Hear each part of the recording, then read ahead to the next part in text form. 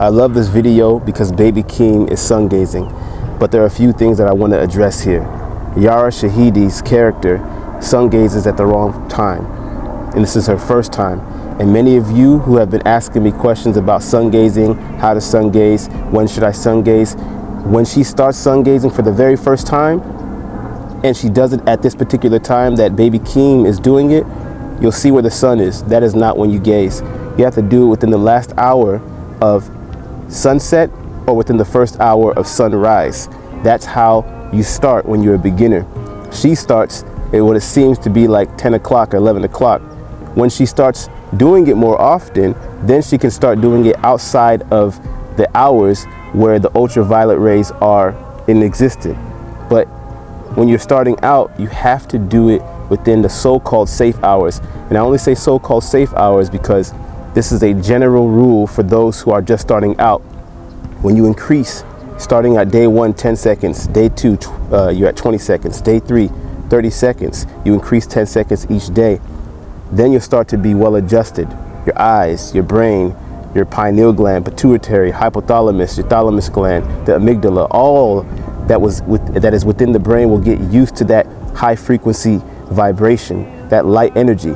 But if you just jump and start gazing at 11 a.m. then or 12 at noon, you're going to find a lot of difficulty, and you're going to blame sungazing, saying sungazing doesn't work, and then you're also going to have potentially negative side effects. So the key is do it at sunrise or during sunset within the hour period where the UV rays are non-existent, okay?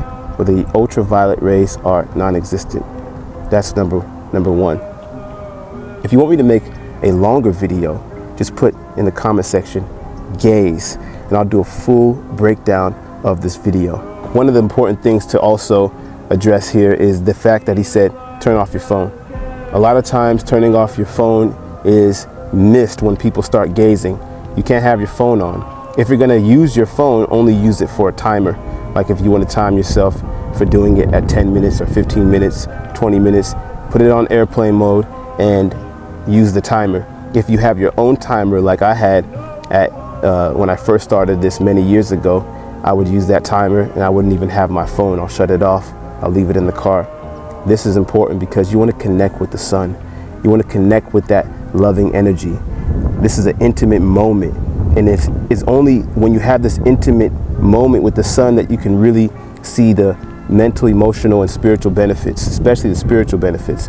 When you see yourself as the sun, when you see there's beings in the sun that are talking to you, because there are beings in the sun. There's souls that exist within the sun. The sun is where you once were and where you shall return, at least as a portal to your home, spiritual home.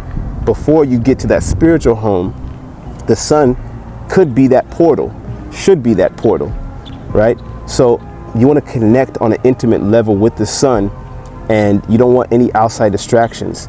Live in that moment. Live in that moment, and that's what is important to understand when you're gazing as well.